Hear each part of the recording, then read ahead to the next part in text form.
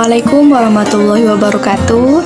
Perkenalkan, nama saya Sri Winingsi dengan NPM 251040163 dari Prodi Manajemen Bisnis Syariah Fakultas Ekonomi dan Bisnis Islam UIN Raden Intan Lampung. Di sini saya akan membawakan sebuah ceramah untuk memenuhi tugas praktek pengamalan ibadah atau PPI semester 4. Assalamualaikum warahmatullahi wabarakatuh. Alhamdulillahirabbil alamin wassalatu wassalamu ala sayyidil mursalin sayyidina Muhammadin wa ala alihi wa sahbihi ajma'in. Amma ba'du. Segala puji hanya milik Allah, Tuhan semesta alam. Salawat dan salam semoga senantiasa tercurahkan kepada pimpinan para Rasul, Nabi kita Muhammad Sallallahu Alaihi Wasallam, juga kepada keluarga dan para sahabatnya. Amin, amin, ya Rabbal Alamin. Para hadirin yang berbahagia, pada kesempatan kali ini izinkan saya berbicara sepatah dua patah kata mengenai mutiara-mutiara ilmu Islam yang berasal dari Al-Quran. Pada kesempatan kali ini kita akan membahas perihal infak dan sedekah. Hadirin yang berbahagia, berbicara tentang infak, kita harus tahu apa itu infak dan seperti apa infak di dalam Al-Quran. Infak merupakan sebuah kegiatan memberikan sebagian harta si pemilik kepada si penerima. Allah Subhanahu wa taala berfirman di dalam Al-Qur'an surat Ali Imran ayat 92. A'udzu billahi minasyaitonir rajim. Bismillahirrahmanirrahim. Lan tanalul birra hatta tunfiqu mimma tuhibbun wa ma tunfiqu min syai'in fa innallaha bihi alim. Yang artinya, kamu tidak akan memperoleh kebajikan sebelum kamu menginfakkan sebagian harta yang kamu cintai. Dan apapun yang kamu infakkan tentang hal itu, sungguh Allah Maha mengetahui.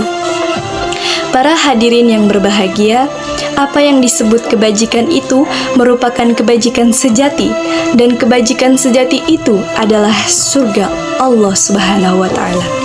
Oleh sebab itu, berdasarkan ayat tadi, kita mengetahui bahwa ganjaran yang akan didapat oleh seorang yang berinfak adalah surga. Infak seperti apa yang membuat pelakunya mencapai kebajikan?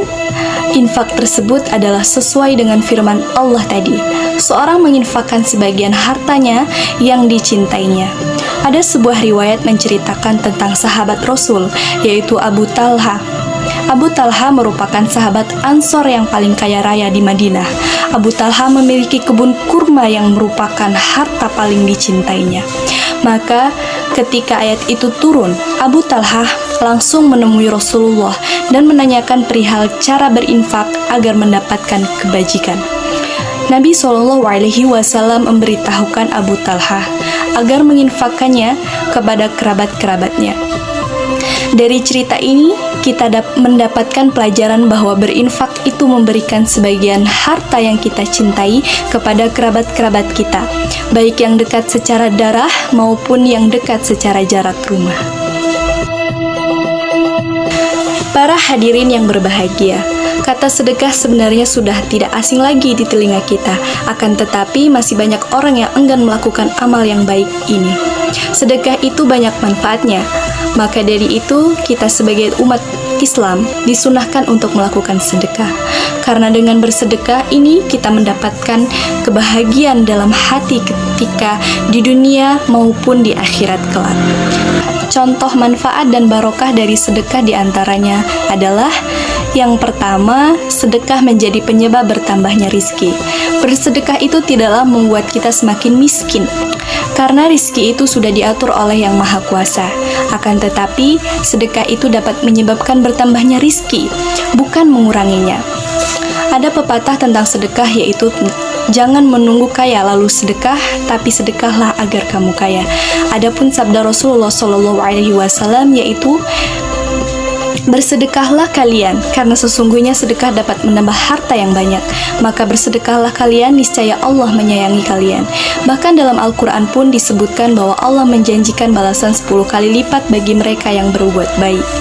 Para hadirin yang berbahagia, manfaat sedekah yang kedua yaitu sedekah dapat mengangkat derajat seseorang.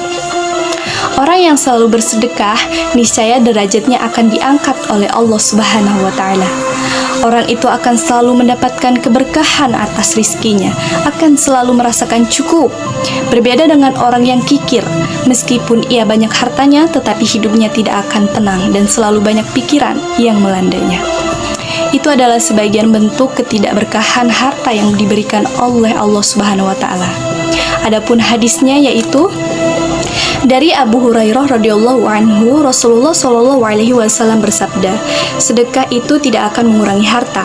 Allah Subhanahu wa Ta'ala akan menambahkan kemuliaan kepada hambanya yang pemaaf dan bagi hambanya yang tawadu kepada Allah Subhanahu wa Ta'ala.